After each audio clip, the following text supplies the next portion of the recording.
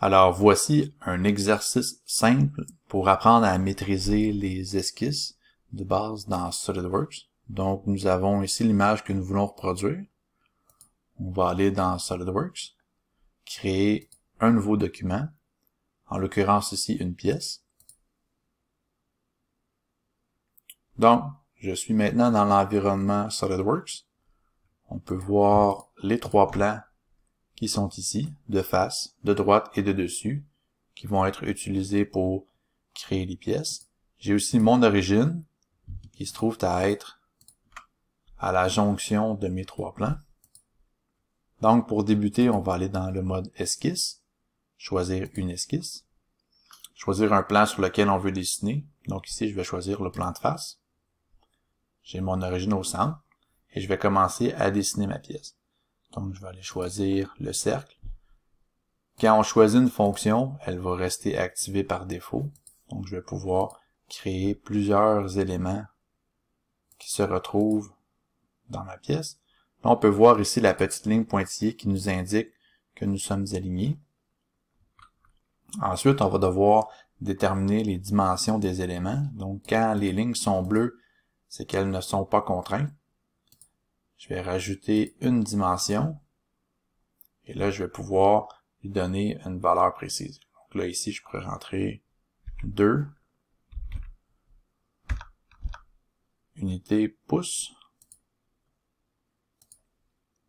Parce qu'actuellement, mon dessin est en millimètres. Si je veux toujours travailler en pouces, je pourrais aussi aller dans le petit onglet ici en bas, changer mes unités pour pouces, livres, secondes.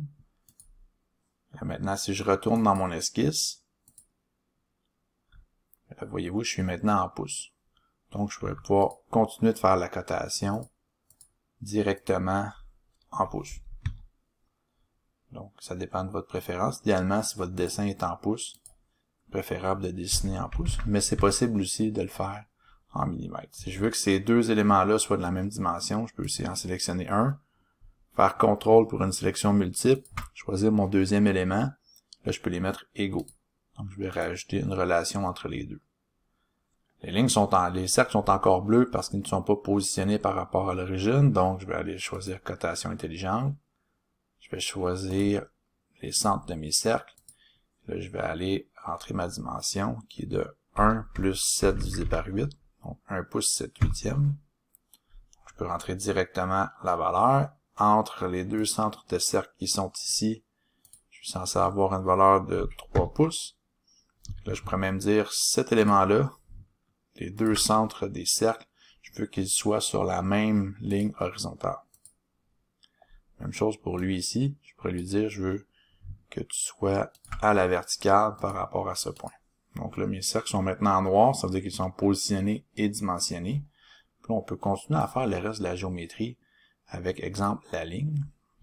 Donc, je pourrais me choisir de débuter sur quel côté sur la ligne qui est ici. Pour me générer une ligne. Je peux aussi retourner à mon point pour faire une courbe directement. Donc là, je vais générer ma forme. Là, je pourrais me créer un autre cercle. Continuer. Même générer un autre cercle qui va aller rejoindre ici. Bon, la ligne devrait se rendre jusqu'au bout. Donc, on peut aller choisir des éléments comme prolonger les entités. Choisir ma ligne. Puis elle va être projetée jusqu'au prochain cercle. Donc, il y a plusieurs outils comme ça qui nous aident à dessiner plus rapidement. Ici, j'aimerais être tangent. Je peux me rajouter une valeur de 1 pouce. Et graduellement, je vais réussir à contraindre mon esquisse. Là, ici, ça bouge beaucoup. Le cercle et l'arc de cercle partagent le même centre. Donc, je vais faire la sélection de mon arc de cercle, CTRL, sélectionner mon cercle, puis je vais les rendre concentriques, donc qui partagent le même centre. Après ça, je peux aller continuer ma cotation. Donc ici, j'ai 7 huitièmes de pouce. Là, voyez-vous, ça avance bien. Il va me manquer la valeur qui est ici d'un demi-pouce.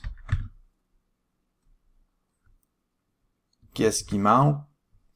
L'arc de cercle qui est ici est censé être concentré que celui qui est là.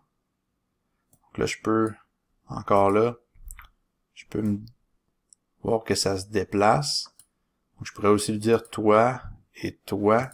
J'aimerais que vous soyez soit coïncidents, soit fusionner les points pour les mettre au même endroit. Ça fonctionne aussi.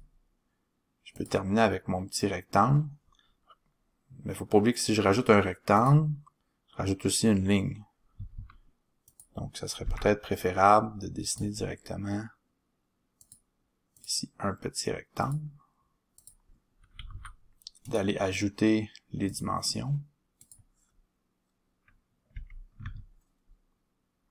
Et là, ici, entre le centre du cercle et le milieu, je me trouve avoir une distance de 1,5 pouces. Et là, pour terminer, j'ai une petite hauteur d'une demi. Donc, une fois que toutes les lignes sont noires, je suis totalement contraint. Mon esquisse est conforme. Je peux maintenant ressortir du mode esquisse. Si j'ai besoin d'aller retravailler à l'intérieur, je peux toujours aller cliquer ici sur le bouton droit de la souris, sur esquisse et faire éditer l'esquisse. C'est ce qui termine cette petite familiarisation avec les esquisses dans SolidWorks.